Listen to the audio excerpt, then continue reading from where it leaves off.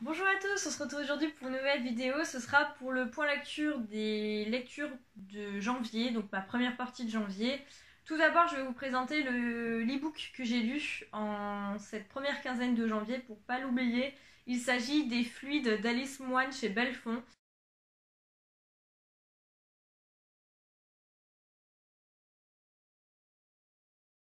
On va retrouver Julie qui est une maman d'une petite fille qui s'appelle Charlotte qui a 7 ans et qui est chez son père. C'est son père qui a la garde. Et Julie va essayer de renouer contact avec sa fille et elle va l'emmener à la piscine municipale. Donc le roman se situe exclusivement lors de cet après-midi à la piscine. Il est très très court, il fait une centaine de pages, c'est lu en 1 heure de temps. Donc ça va très très vite. C'est vraiment le point négatif que j'aurais à relever, c'est que ça va beaucoup trop vite et on est un peu frustré en fait en arrivant à la fin. Ce qui est hyper bien par contre, donc c'est le thème abordé, les personnages qui sont hyper touchants. Je pense qu'on peut s'identifier très très bien à Julie.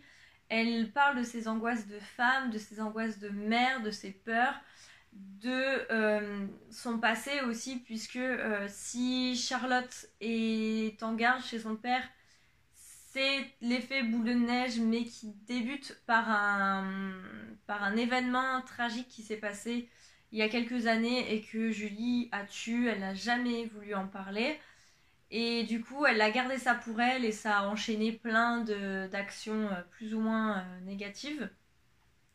Et cet après-midi, à la piscine municipale, il va se passer un événement qui va faire que ça va faire un déclic dans la tête de Julie et elle va repartir de bon pied, si je puis dire, pour se reconstruire. Et on va suivre du coup l'évolution de Julie entre le début, l'arrivée à la piscine, les angoisses, etc. Et jusque la fin d'après-midi. Et voilà, c'est toujours très touchant. C'est la collection Pointier de chez Belfond. Vous savez que cette collection me plaît particulièrement parce que, encore une fois, c'est des histoires.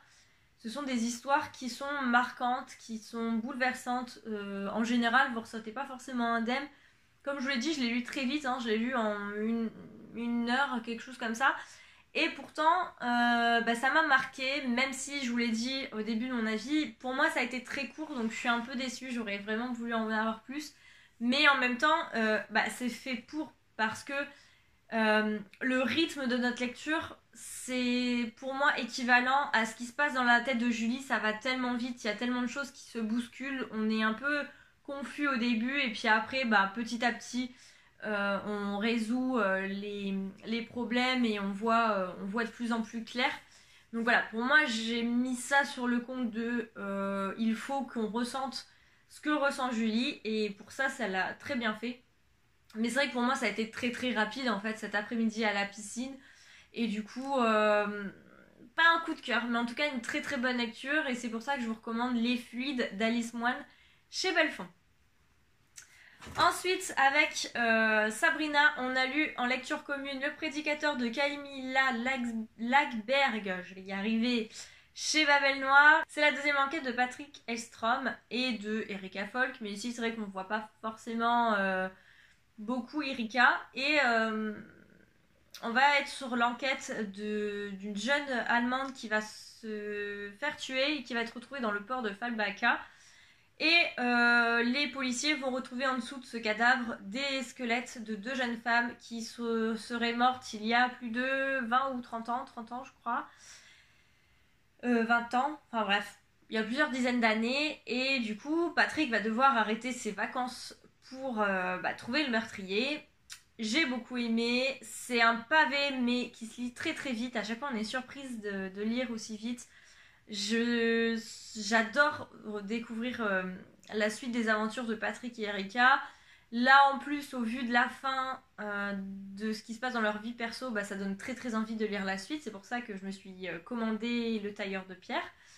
Et au niveau de l'enquête, c'était une très bonne enquête policière. On passe un bon moment. Il y a des choses à la fin où jamais j'aurais pensé. Je pense que mon esprit n'était pas aussi tordu que Camilla Lagerberg pour arriver au dénouement final. Mais voilà, j'ai bien aimé, j'ai tout aimé. Et c'est une très bonne lecture. J'aime bien ces romans policiers où on suit au fur et à mesure des tomes l'enquêteur principal et son équipe. Je trouve qu'il y a ce côté attachant et j'aime beaucoup. Et si, donc, si vous aimez les romans de ce genre et en plus les polars scandinaves, n'hésitez pas parce que ici c'est voilà, vous passerez un beau moment et puis ça vous permettra de découvrir la Suède, mais cette fois-ci, contrairement à la Princesse des Glaces qui se passait en hiver, on est en pleine canicule. Donc c'est aussi assez intéressant de voir comment ça se passe en Suède pendant l'été. J'ai lu Et le mal viendra de Jérôme Camus et Nathalie Hug chez Fleuve Noir. Ici, on est dans plus ou moins la suite. C'est une histoire parallèle à Isla Nova qui a été publiée il y a 3 ans, tout ça, que j'avais lu et qui avait été un immense coup de cœur. J'avais beaucoup aimé ce thriller écologique qui se passait dans une ZAD. Et ici, on va se retrouver puisque il va y avoir un attentat écologique qui va priver des enfants la population d'eau, et il va y avoir aussi des attentats qui vont viser des enfants occidentaux. Voilà. Et on va retrouver les personnages qu'on avait rencontrés dans Isla Nova. Donc le flic et le père de famille qui avait perdu sa femme lors des attentats du Bataclan et dont sa fille s'est engagée dans une organisation terroriste. Et voilà, donc on va suivre ces deux pères de famille qui ont deux objectifs complètement différents et qu'on va suivre tout au long de ce roman comme on les avait suivis dans le précédent roman. Mais j'ai beaucoup moins aimé celui-ci. J'ai trouvé qu'il était beaucoup plus long.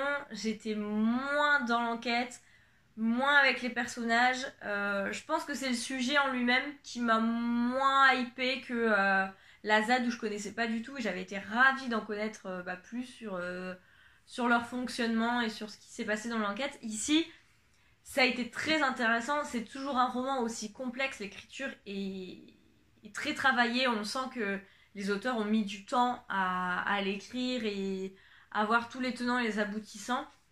Donc c'est très intéressant de ce point de vue-là, on apprend énormément de choses, mais après c'est vrai qu'au niveau de divertissement, j'ai trouvé ça moins intéressant que Isla Nova. Donc pour ceux qui ont lu Isla Nova, vous pouvez lire celui-ci parce que vous allez retrouver les personnages et je pense que vous allez pouvoir aimer. Mais commencer cette série de livres par celui-ci, je suis pas sûre que je vous recommande. En tout cas, je vous recommande toujours Isla Nova, mais celui-ci, avis en demi-teinte. Je pense que si c'est le premier de l'auteur des auteurs que vous voulez tester, c'est pas une bonne idée, mais peut-être que du coup le sujet vous hypera plus que moi et du coup vous serez plus intéressé, mais moi ça l'a pas trop fait. Par contre, j'ai relu Un matin ordinaire de Marjorie Tixier chez Fleuve.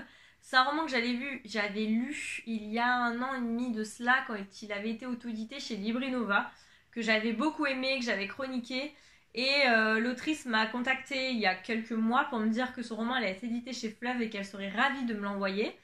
Donc bien sûr j'ai accepté, je l'ai reçu et je l'ai lu. Il est sorti début janvier.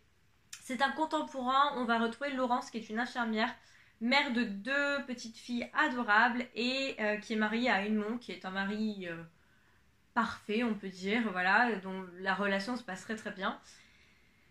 Et tous les vendredis matins, Laurence va faire son jogging dans les bois jusqu'au jour où un vendredi matin, elle va se faire agresser et va s'en suivre toute l'intrigue de ce roman. On va suivre à chaque chapitre un personnage différent. On va alterner entre Laurence, le père de Laurence, son mari et ses 2 filles, mais aussi le flic qui va être témoin qui va prendre en charge Laurence quand elle va aller porter plainte. Et du coup, rien que ça déjà, ce côté omniscient et pluri-personnage, je sais pas comment le dire, mais le fait de voir l'agression et la reconstruction surtout de la victime sous différents angles, j'ai trouvé ça quand même assez original et très intéressant. Ça permet de voir que en plus de toucher la victime physiquement et moralement, ça touche aussi tout l'entourage et toute l'organisation familiale. Donc ça j'ai beaucoup aimé, j'ai adoré les personnages, ils sont tous attachants. Le flic aussi, j'ai trouvé ça très intéressant de voir que c'est pas parce que c'était un fonctionnaire de police que c'était un robot et qu'il n'était pas forcément touché par les histoires qu'il traitait. Donc ça, j'ai bien aimé qu'elle ait pensé à mettre ce policier dans l'histoire. Et voilà, je l'ai relu, mais pour moi, ça a été aussi bien que ma première lecture. J'étais ravie de retrouver les personnages. Et en plus, bah voilà, la couverture est juste sublime. Donc, je suis très contente d'avoir pu relire Un matin ordinaire maintenant qu'il est édité. Et du coup, j'espère qu'il sera lu par le plus grand nombre.